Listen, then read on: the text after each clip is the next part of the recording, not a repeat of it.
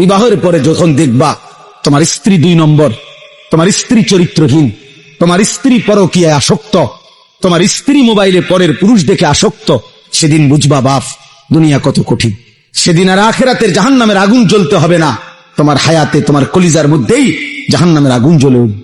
এক চরিত্রহীন নারী, বেপর্দা বেহায়া নারী যার জুটে বিবাহিত স্ত্রী হিসাবে, তার জীবনে আর জাহান্নাম লাগে না, ওইটাই যথেষ্ট। এই জন্য ওলামায়ে কেরাম বলে, কারো স্ত্রী যদি হয় অসৎ, কারো স্ত্রী যদি হয় চরিত্রহীন, কারো স্ত্রী যদি হয় বেহায়া, তাহলে ওই ব্যক্তি ওই ঘরই ওই জীবনটাই জাহান্নামের টুকরো। এজন্য যুবক ভাই, কিশোর ভাই, নওজোয়ান, প্রতিনিয়ত নারী ছবি দেখে মোবাইলের অশ্লীল তোমরা দৃশ্য যারা দেখো, ভিন নারীর ছবি দেখো, কি চাচ্ছ তার কাছ থেকে?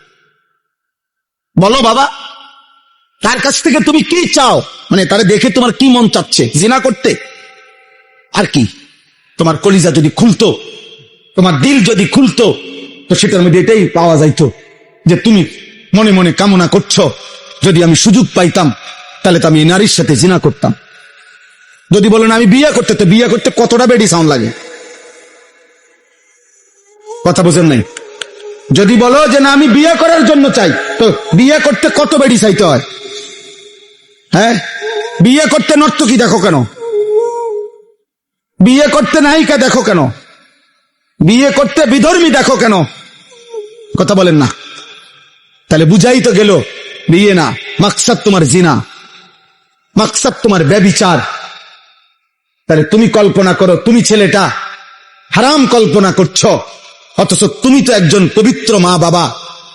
যেই মা বাবা স্বামী স্ত্রী ছিল, ইসলামের বিধান মেনে, আল্লাহর হুকুম মেনে বিবাহের পবিত্র বন্ধনে একত্র হয়ে ওই স্বামী স্ত্রীর পরম ভালোবাসা, হালাল পদ্ধতিতে বিবাহের পবিত্র সম্পর্কের মাধ্যমে তুমি এই পৃথিবীতে আসছো। এবার তুমি যা করতে চাচ্ছ সেটা তো হারাম সম্পর্ক ছাড়া আর কিচ্ছু না। তাহলে এর পরবর্তী প্রজন্ম যদি তোমার হাত ধরে আসে, তো সেটা কি উত্তম হবে না নিকৃষ্ট হারাম হবে? তুমি কি ভাবতেছ? বুঝো না মিয়া? 16 বছর বয়স, এত নারী দেখো কেন? এত মহিলা দেখো কেন? এত অসভ্য ছবি দেখো কেন বাপ? এত কম বয়সে এত বড় চরিত্রহীন হয়ে গেলা? এত অল্প বয়সে এত উলঙ্গ ছবি দেখে ফেললা? এবার তো তোমার আর পৃথিবীর সুন্দরী বউ এনে দিলেও তোমার তৃপ্তি হবে না, কারণ তুমি না আরো এর চাইতে অসৎ দেখছো। আল্লাহর কসম, নবী বলছে, নারী যখন বেপর্দা হয়, শয়তান তাকে সর্বোচ্চ আকর্ষণীয় করে, উঁচু করে, লোভনীয় করে তুলে ধরে, দেখায়। আল্লাহ রসুল বলছেন, ফাইযা খারাজাত ইস্তাশরাফাহা শাইতান।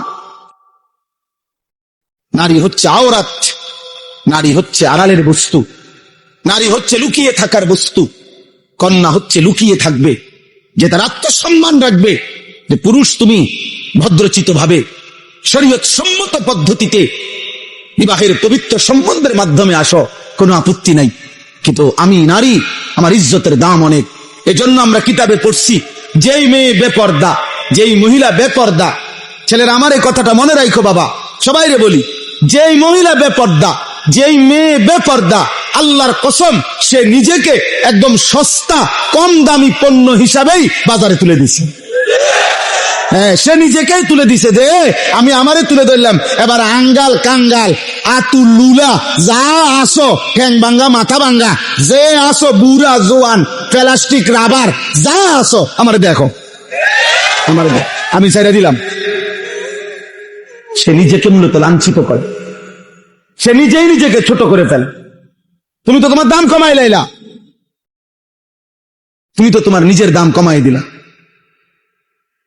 অতএব পর্দায় আবৃত নারী, বোরখায় আবৃত নারী, ইজ্জত সতীত্বের কদরকারী নারী, সে এই সৃষ্টির, এই জমিনের শ্রেষ্ঠ নিয়ামত।